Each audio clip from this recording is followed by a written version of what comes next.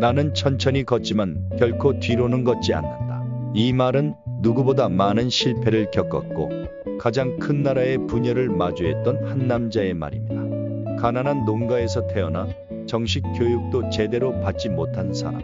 그러나 결국 한 나라의 대통령이 되어 노예 해방을 이끌고 역사를 바꾼 사람. 그의 이름은 아브라함 링컨입니다. 오늘 우리는 그가 겪은 실패와 고독, 그리고 그 속에서 피어난 리더십의 본질을 들여다보려 합니다. 아브라함 링컨은 1809년 켄터키주의 한 오두막에서 태어났습니다. 진흙과 통나무로 지어진 작은 집. 겨울이면 틈새로 바람이 들어왔고 여름이면 뱀이 기어 들어오는 그런 곳이었습니다. 그의 가족은 문맹에 가까웠고 땅을 빼앗기기도 했습니다. 링컨은 어린 시절부터 농사를 돕고 장작을 패고 짐승을 몰며 살았습니다. 그는 말했습니다. 나는 도끼자루가 손에 익을 무렵부터 일터에 나갔다. 정식 교육은 거의 받지 못했습니다. 평생 학교에 다닌 기간은 모두 합쳐도 1년 남짓. 하지만 링컨은 배우기를 멈추지 않았습니다. 아버지에게서 글을 배우지 못했지만 그는 가까운 마을에서 헌책을 구해다 혼자 읽었습니다. 성경, 셰익스피어, 이솝우와 같은 책들이 그의 선생님이었습니다. 이웃 사람들은 말했습니다. 그 아이는 들판 한가운데 앉아 혼잣말로 책을 읽고 있었다. 마치 세상에 자기 혼자만 있는 것처럼. 그는 책 한 권을 읽을 때마다 한 문장을 외우고 그것을 노트에 베꼈으며 스스로 정리했습니다. 지식을 갖추지 못한 환경 속에서도 생각하는 법, 글 쓰는 법, 말하는 법을 배운 것입니다. 링컨은 말했습니다. 나는 책 속에서 나의 친구를 찾았다. 그리고 나의 미래를 발견했다. 부모는 그에게 학교를 보내줄 여유가 없었고 선생님도 도서관도 없었지만 그는 자신의 삶을 스스로 빚어갔습니다. 이 시절 그는 가난하다고 배울 수 없는 건 아니다. 지금 아무것도 없어도 배움을 멈추지 않으면 된다는 삶의 신념을 키워나갔습니다. 우리는 종종 성공한 사람들의 화려한 순간만 기억합니다. 하지만 링컨의 길은 끝없는 낙심의 연속이었습니다. 23. 그는 장사를 시작합니다. 조그마한 잡화점을 친구와 함께 열었지만 경험도 자본도 마케팅도 없었습니다. 가게는 오래가지 못했고 그는 빚만 남긴 채 가게 문을 닫습니다. 그 빚을 갚는데 17년이 걸렸습니다. 그는 웃으며 말했습니다. 나는 갚을 수 없는 빚은 만들지 않는다. 다만 갚는데 시간이 좀 걸릴 뿐이다. 25. 정치에 도전합니다. 일리노이 주 의회에 출마했지만 낙선. 그가 받은 지지는 미미했고 사람들은 그를 촌뜨기 책벌레라 불렀습니다. 그리고 27. 그에게 세상에서 가장 소중한 사람이 떠납니다. 약혼녀 앤 러틀리지. 그는 처음으로 진심으로 사랑했던 여인이었습니다.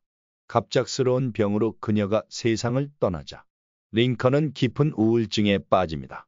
그는 친구에게 이렇게 편지를 남겼습니다. 나는 지금 죽고 싶다는 생각밖에 들지 않아. 하지만 내가 죽지 않는 한 계속 살아야겠지. 그는 이 시기 이후 평생 우울증과 함께 살았습니다. 심지어 그가 백악관에 들어간 뒤에도 침실 한켠에는 초상화 소견의 얼굴이 놓여 있었습니다. 하지만 삶은 가혹하게도 계속해서 그를 시험합니다. 29. 주의회에 도전했지만 낙선. 30세 연방 하원에 출마했지만 낙선. 39. 상원에 도전했지만 또 낙선. 40세 부통령 후보 경선에서도 실패합니다. 그리고 45 다시 상원 선거에 나섰지만 또 떨어집니다. 9번의 선거 도전 중 7번 실패. 사람들은 말했습니다. 그는 정치인이 될 수 없는 사람이다. 말은 잘하지만 존재감이 없다. 감성적이고 우울한 기질이 너무 강하다. 그는 그런 말들 앞에 고개를 숙였지만 마음속엔 한 줄의 신념이 꺼지지 않았습니다.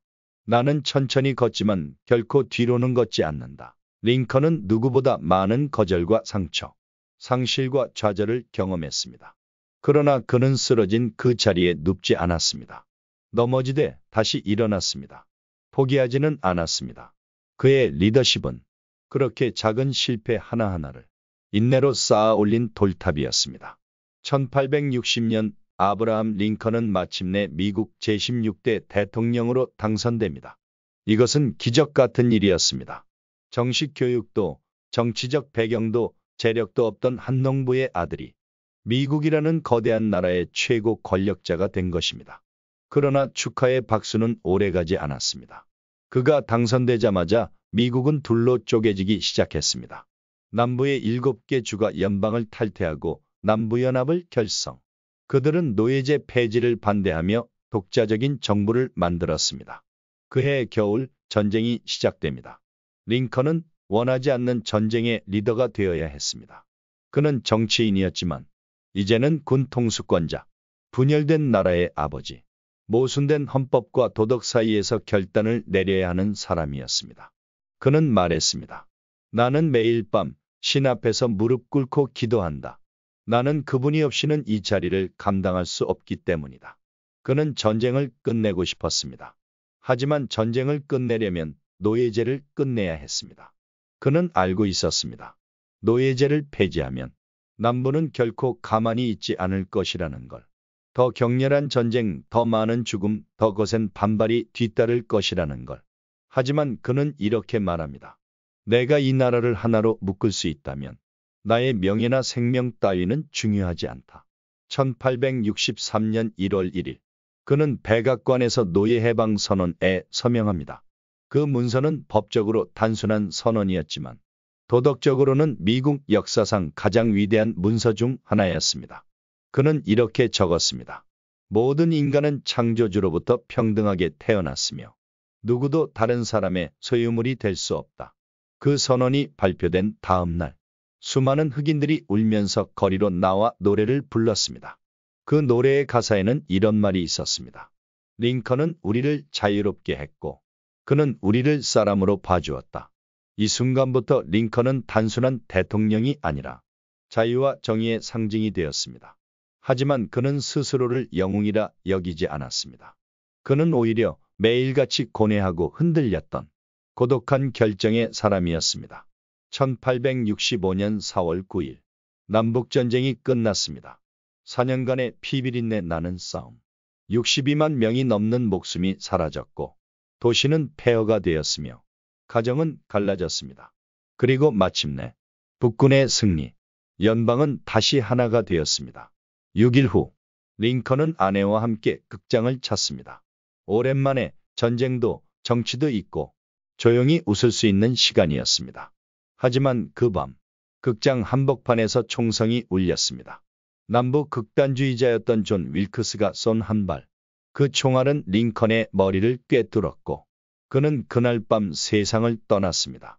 그의 나이 56세.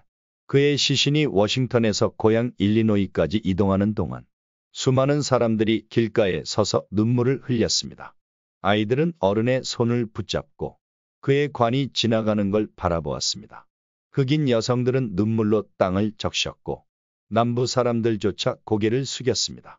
그날 미국은 대통령을 잃은 것이 아니라 양심을 잃은 듯한 침묵에 잠겼습니다. 링컨은 나는 이 나라가 자유 속에서 새로운 탄생을 맞이하길 바란다.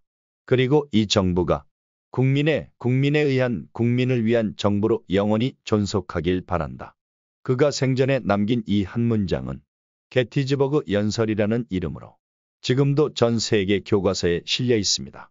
그가 이끈 전쟁은 단순한 승리가 아닌 도덕적 혁명이었습니다.